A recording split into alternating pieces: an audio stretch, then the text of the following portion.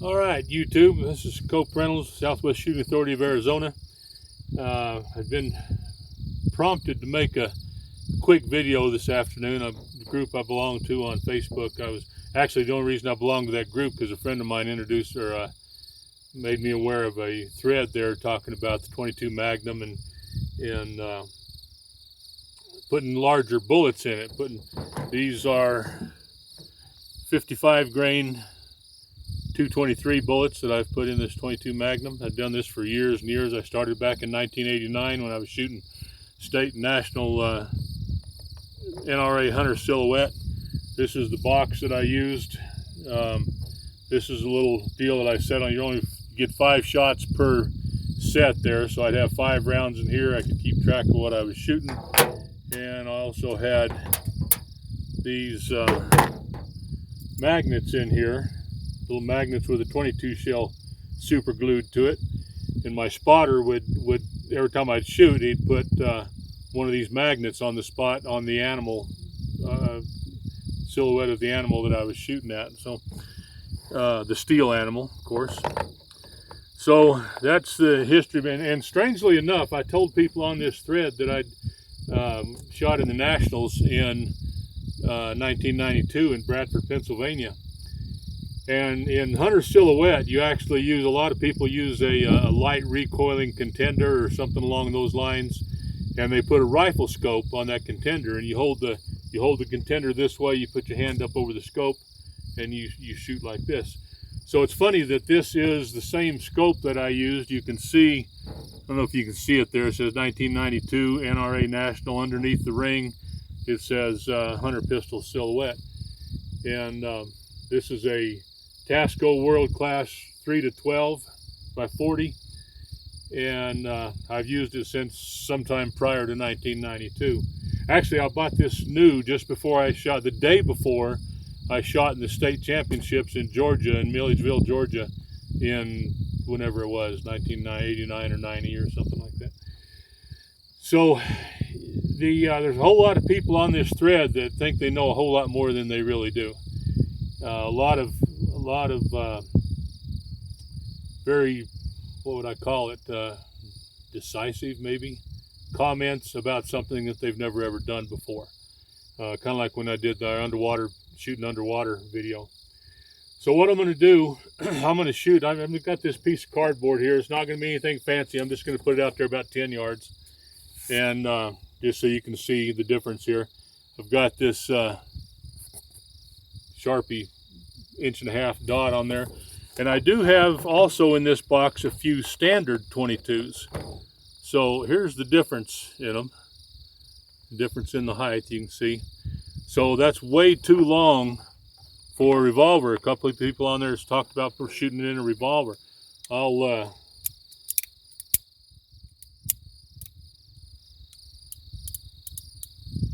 just put one of these in here and show you. This is one of the long ones.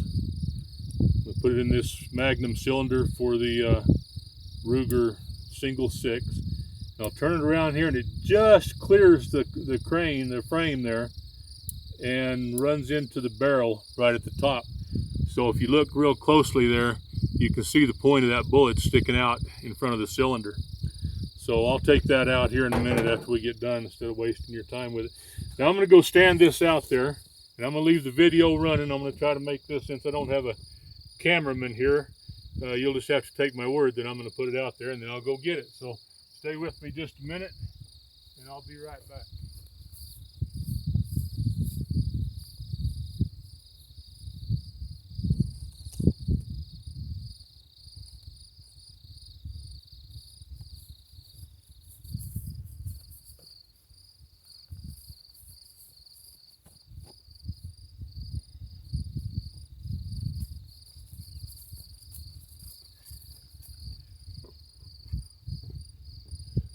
All right, I stepped it off. It's 13 yards out there.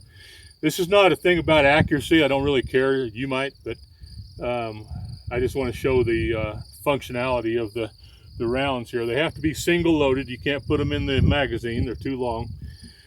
This is my coyote gun. You can see the flashlight I've got mounted on it here.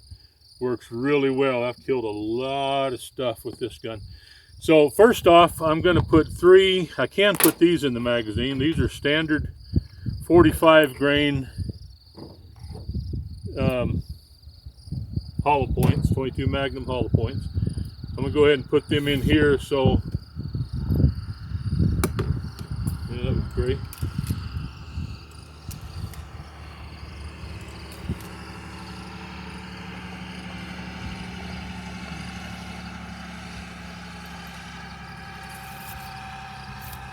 All right, I'm going to shoot 3 rounds with this just as a control here.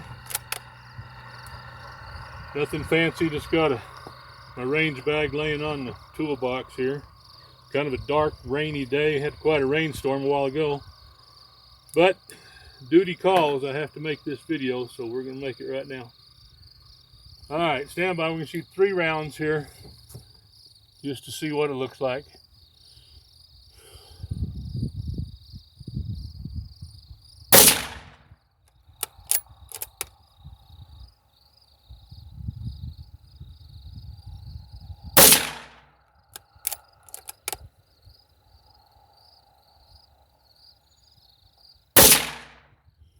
All right, now I'm going to go out and mark those 3 so that we don't get them mixed up with the next 3. I'll be right back. Stay with me there. Go get you a Coke or something. I'll be right back.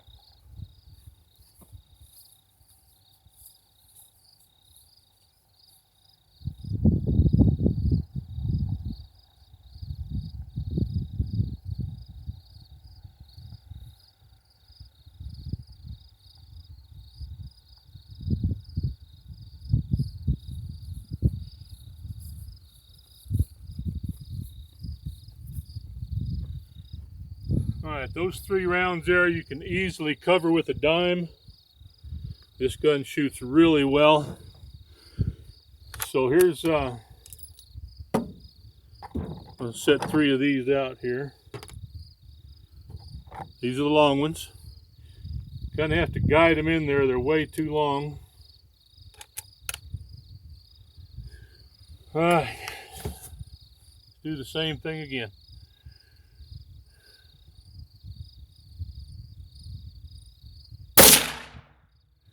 Now I'm aiming about 3/4 of an inch higher with these, just so we hopefully don't get the groups mixed up. And that'll give us an idea what it'll do here.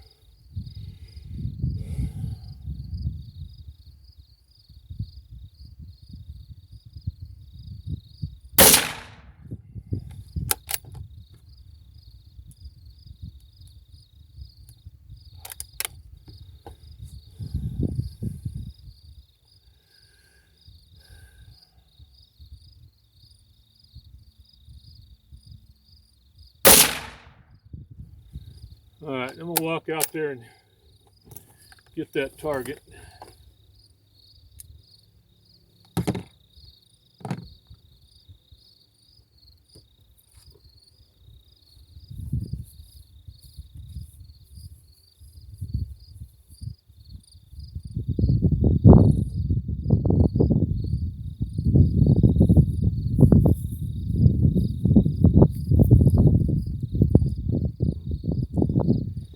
This rifle seems to do just a little better than the Winchester model, what was it, 94 22M, the 22 Magnum lever action that I did this the first time with.